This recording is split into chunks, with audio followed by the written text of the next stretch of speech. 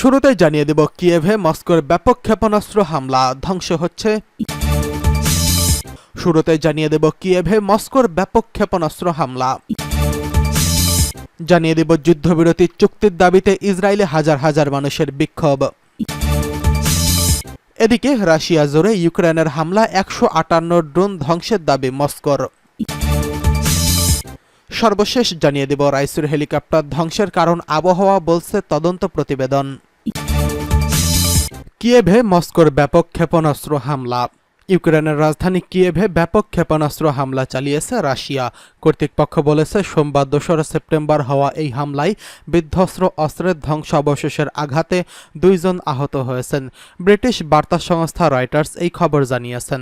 রাজধানীর সামরিক প্রশাসন সামাজিক যোগাযোগ মাধ্যম টেলিগ্রামে জানিয়েছেন 10টিরও বেশি ক্রুজ এবং প্রায় 10টি ব্যালিস্টিক ক্ষেপণাস্ত্র ধ্বংস করেছে ইউক্রেনের আকাশ প্রতিরক্ষা বাহিনী।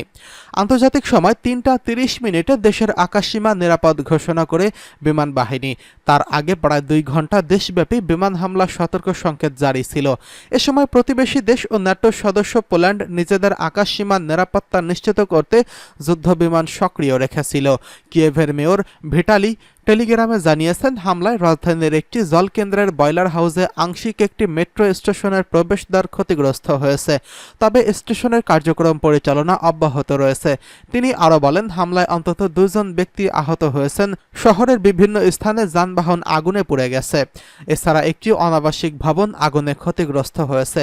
হামলায় ক্ষতিগ্রস্ত সেভিয়াতনস্কি সোলেমিয়ানস্কি অঞ্চলে জরুরি সেবাদান প্রতিষ্ঠানের সদস্য প্রেরণ করা হয়েছে। এর 1 সপ্তাহ আগে প্রায় 2 শতাধিক ক্ষেপণাস্ত্র এবং ড্রোন দিয়ে ইউক্রেনের হামলা চালিয়েছিল রাশিয়া। এতে 7 জনের প্রাণহানির পাশাপাশি দেশব্যাপী বিদ্যুৎ কেন্দ্রগুলোর ক্ষতিগ্রস্ত হয়। ওই হামলাকে প্রায় 2.5 বছর ব্যাপী চলা যুদ্ধের মধ্যে বৃহত্তম বলে অভিহিত করেছে কিয়েভ, যদিও রাশিয়া সবসময়ই বেসামরিকদের উপর হামলা করার অভিযোগ অস্বীকার করে আসছে। এদিকে যুদ্ধবিরতি চুক্তির দাবিতে ইসরায়েলে হাজার হাজার মানুষের বিক্ষোভ। ফিলিস্তিনের অবরুদ্ধ গাজা ভূখণ্ডে যুদ্ধবিরতি চুক্তির দাবিতে বিক্ষোভ করেছেন হাজার হাজার ইসরায়েলি। গাজায় আরও 6 বন্দী নিহত হওয়ার ঘটনায় তারা রাস্তায় নেমে আসেন এবং বিক্ষোভে অংশ নেন। এছাড়া ইসরায়েলের প্রধান শ্রমিক ইউনিয়ন গাজায় বন্দী মৃত্যুর ঘটনায় ধর্মঘটের ডাক দিয়েছেন। সোমবার 2 সেপ্টেম্বর এক প্রতিবেদনে এই তথ্য জানিয়েছে সংবাদ মাধ্যম আল জাজিরা। প্রতিবেদনে বলা হয় গাজায় যুদ্ধবিরতি চুক্তির দাবিতে হাজার হাজার ইসরায়েলি রাস্তায় নেমে এসেছেন এবং গাজায় আরও 6 বন্দীকে মৃত্যু অবস্থায় পাওয়ার পর ইসরায়েলের প্রধান শ্রমিক ইউনিয়ন ধর্মঘটের ডাক দিয়েছেন। প্রায় 11 মাস আগে গাজায় যুদ্ধ শুরু হওয়ার পর থেকে ইসরায়েলে শুরু হওয়া সবচেয়ে বড় সরকার বিরোধী বিক্ষোভের মধ্যে রোববার রাতে বিক্ষোভকারী এবং নিরাপত্তা বাহিনীর মধ্যে সংঘর্ষের খবর পাওয়া গেছে। বিক্ষোভকারীরা এখন স্লোগান দেন এবং ইসরায়েলের প্রধানমন্ত্রী বেঞ্জামিন নেতানিয়াহুকে ফিলিস্তিনি স্বাধীনতাকামী সংগঠন হামাসের সাথে যুদ্ধবিরতি করে বাকি বন্দীদের দেশে ফিরিয়ে আনার দাবি জানান। অনেক ইসরায়েলি তেল আবিবের রাস্তা অবরোধ করেন এবং পশ্চিম জেরুজালেমে নেতানিয়াহুর কার্যালয়ের বাইরে বিক্ষোভ প্রদর্শন করেন। আল জাজিরা বলছে গাজায় বন্দীদের পরিবারের প্রতিনিধিত্ব করে জিম্মি ও নিখোঁজ পরিবার ফোরাম। এক বিবৃতিতে তারা বলেছে গাজায় আরও 6 বন্দীর মৃত্যু নেতানিয়াহুর লড়াই থামাতে এবং তাদের প্রিয়জনকে বাড়িতে ফিরিয়ে আনার চুক্তি নিশ্চিত করতে ব্যর্থতার সরাসরি ফলাফল হিসেবেই সামনে এসেছে।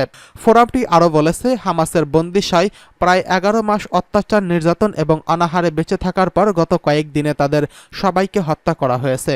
এদিকে যুদ্ধবিরতির চুক্তি স্বাক্ষর করার জন্য সরকারকে চাপ দিতে সাধারণ ধর্মঘটের ডাক দিয়েছে ইসরায়েলের বৃহত্তম ট্রেডস ইউনিয়ন ফেডারেশন হিস্টারট্রুড। গত বছরের 7 অক্টোবরের পর প্রথমবারের মতো এই পদক্ষেপ নিল তারা। ইউনিয়ন বলেছে ইসরায়েলের প্রধান বিমান পরিবহন কেন্দ্র বেন গুরিয়ন বিমানবন্দরে সোমবার সকাল 8টা থেকে বন্ধ থাকবে। এছাড়া ধর্মঘটের সময় ব্যাংকিং ও সেবা সহ ইসরায়েলের অর্থনীতির প্রধান খাতগুলোকে বন্ধ ও কার্যক্রম অব্যাহত করার লক্ষ্য নিয়েছে এই ইউনিয়ন। হিস্টারট্রুড প্রধান আর্নন বার্ন ডেভিড বলেছেন একটি চুক্তি অন্য কোনো কিছুর চেয়ে বেশি গুরুত্বপূর্ণ, কিন্তু আমরা চুক্তির পরিবর্তে মরদেহের ব্যাগ পাচ্ছি। এদিকে রাশিয়া জুড়ে ইউক্রেনের হামলা 158 ড্রোন ধ্বংসের দাবি মস্কোর। রাশিয়ার বিভিন্ন স্থানে হামলা চালিয়েছে ইউক্রেন। এক রাতে রাশিয়ার 15টি বেশি অঞ্চলে ড্রোন হামলা চালিয়েছে ইউক্রেনীয় বাহিনী।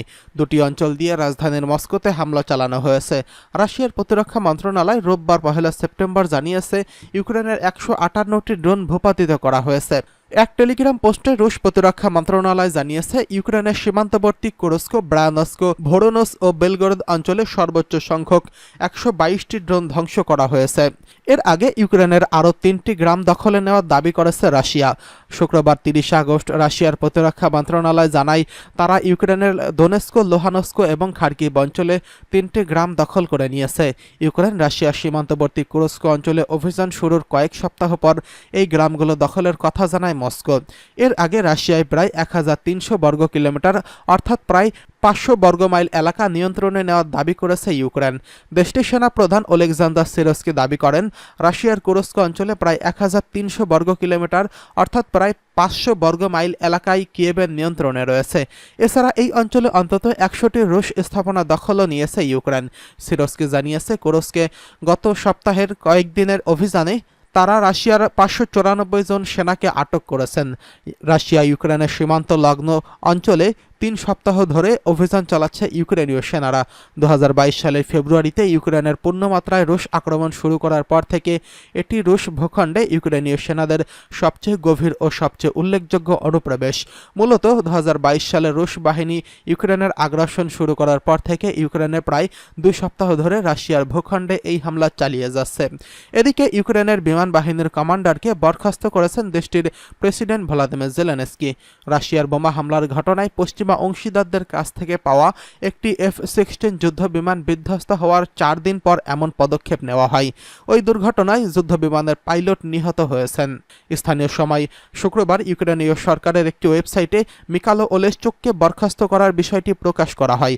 এর কিছু সময় পরেই জেলেনস্কি এক ঘোষণায় বলেন, মানুষকে আমাদের রক্ষা করতে হবে, কর্মীদের রক্ষা করতে হবে, আমাদের সব সৈন্যর দেখভাল করতে হবে।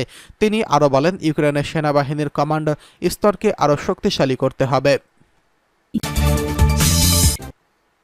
এদিকে রাইসির হেলিকপ্টার ধ্বংসের কারণ আবহাওয়া, বলছে নতুন প্রতিবেদন। ইরানের সাবেক প্রেসিডেন্ট ইব্রাহিম রাইসিকে বহনকারী হেলিকপ্টার আবহাওয়াজনিত কারণে দুর্ঘটনার শিকার হয় বলে সিদ্ধান্ত দিয়েছে তদন্তকারী কর্মকর্তারা। প্রকাশিত প্রতিবেদনে এই কথা বলা হয়। কাতার ভিত্তিক সংবাদ মাধ্যম আল জাজিরা এই খবর জানিয়েছেন। ইরানের রাষ্ট্রীয় সংবাদ মাধ্যম IRIB জানিয়েছে, supreme board of the general staff of the armed forces এর সর্বশেষ প্রতিবেদনে বলা হয়েছে, বসন্তকালে এই অঞ্চলে বৈরী জলবায়ু এবং আবহাওয়াজনিত কারণেই হেলিকপ্টারটি বিধ্বস্ত হয়।